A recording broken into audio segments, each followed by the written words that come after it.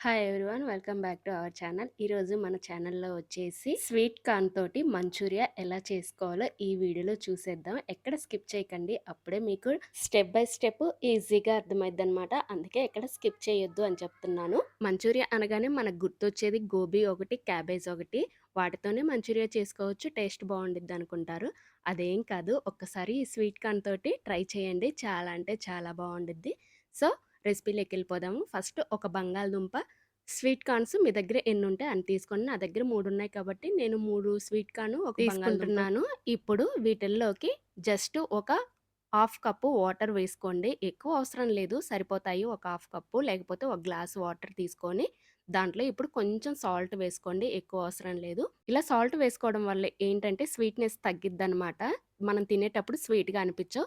So, ఇప్పుడు cooker whistle పెట్టుకొని ఒక 3 విజిల్స్ రానివ్వండి. నెక్స్ట్ స్టవ్ ఆఫ్ చేసి పక్కన పెట్టేసుకొని పూర్తిగా ఆవిరిపోయిన తర్వాత కుక్కర్ మూత తీసి ఇలా చూసి ఒకసారి చెక్ చేసుకోండి. ఉడకలేదనుకుంటే ఇంకో 2 విజిల్స్ పెట్టుకోండి. 3 విజిల్స్‌కి బానే ఉడికిద్దనమాట.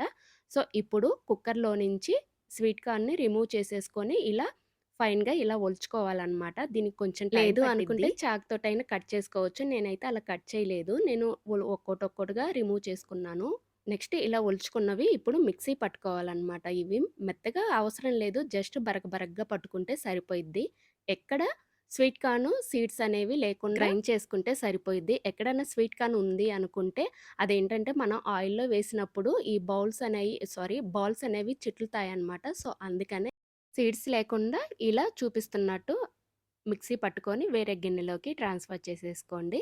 ఇలా ట్రాన్స్‌ఫర్ చేసేసుకున్న తరువాత ఇందాక మనం ఉడికించుకున్నాం కదా బంగాళదుంప, దాన్ని ఇప్పుడు ఈ స్వీట్ కార్న్ మిశ్రమంలో ఇలా తురుముకుంటే సరిపోయిద్దనమాట. లేదు స్మాష్ చేసుకునే పనైతే స్మాష్ చేసుకోవచ్చు. బట్ నేనైతే ఇలా తురుముకుంటున్నాను. ఈజీగా అయిపోయిద్ది. నెక్స్ట్ మీకు నచ్చితే దీంట్లో క్యారెట్ కూడా ఏసుకోవచ్చనమాట తురుము. నేనైతే ఎయట్లేదు. సో, ఇప్పుడు రుచికి సరిపడా కారము, ఉప్పు వేసుకోవాలి. నేను 1 టేబుల్ స్పూన్, 1 టేబుల్ స్పూన్ వేసుకున్నాను. ఇప్పుడు 3 టేబుల్ స్పూన్ల కార్న్ ఫ్లోర్ యాడ్ చేసుకోవాలి. నెక్స్ట్ 3 టేబుల్ స్పూన్ల బియ్యపిండి కూడా యాడ్ చేసుకోవాలి. కార్న్ ఫ్లోర్ ఎంతైతే తీసుకున్నామో క్వాంటిటీ, బియ్యపిండి కూడా అంతే క్వాంటిటీ తీసుకోవాలి. బియ్యపిండి ఏసుకోవడం వల్ల ఏంటంటే కొంచెం క్రిస్పీనెస్‌గా ఉండిద్దనమాట. సో, ఇప్పుడు ఇవన్నీ మంచిగా కలుపుకోవాలి. ఇందులోనే మీకు నచ్చితే ధనియా పౌడర్, గరం మసాలా ఇవి కూడా వాడొచ్చనమాట. బట్ నేనైతే అయ్యేమి వాడట్లేదు. హెల్తీగా చేసుకోవాలి కాబట్టి నేను అవేం మసాలా ఏమి వాడకుండా హెల్తీగా చేస్తున్నాను. సో, ఇలా కలిపి పెట్టుకున్న ఈ మిశ్రమం ఉంది కదా! నెక్స్ట్ చేతికి ఆయిల్ రాసుకొని చిన్న చిన్న ఉండల్లాగా చుట్టేసుకోవాలనమాట. ఇవి గట్టిగానే చుట్టుకోవాలి. ఇలా ఉండల్లాగా చుట్టుకోవాలి. అప్పుడే చిట్లకుండా ఉంటాయన్నమాట ఆయిల్‌లో వేసినప్పుడు. సో, పిండనేది కొంచెం గట్టిగానే ఉండాలి. మిక్సీ పట్టేటప్పుడు వాటర్ అవేమీ యాడ్ చేయనవసరం లేదు. ఆ స్వీట్ కార్న్ ఉన్న తడి సరిపోయిద్దనమాట. మరీ కొంచెం వాటర్ ఎక్కువేశారంటే జిగురు జిగురుగా అయిపోయి ఉండలనేవి సరిగ్గా రావన్నమాట.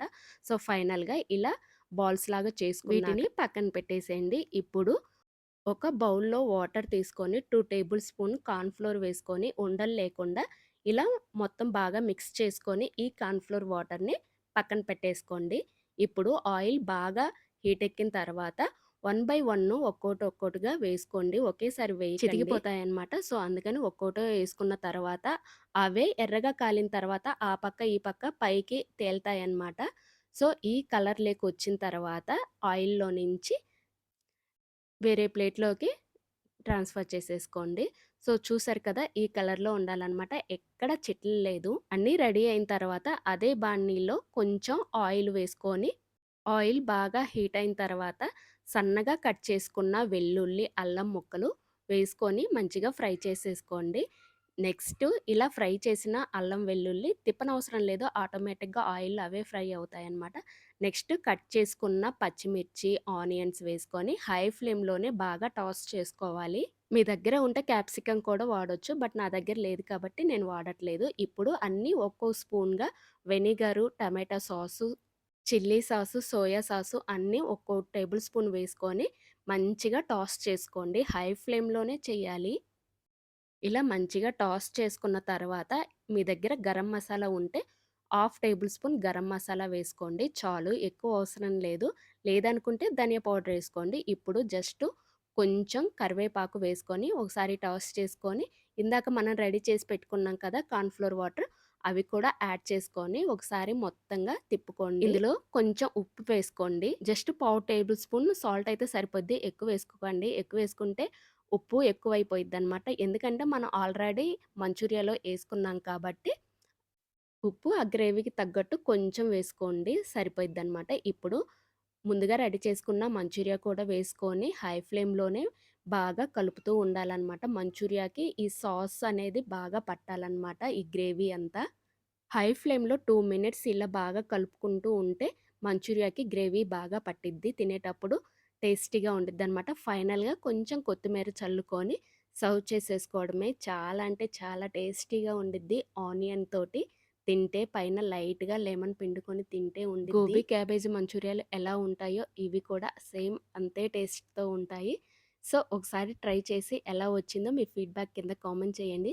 సో, వీడియో గనక నచ్చితే లైక్ చేయండి, షేర్ చేయండి, అలానే సబ్స్క్రైబ్. స్వీట్ కార్న్‌తో ఇంకే రెసిపీస్ కావాలో కింద కామెంట్ చేయండి.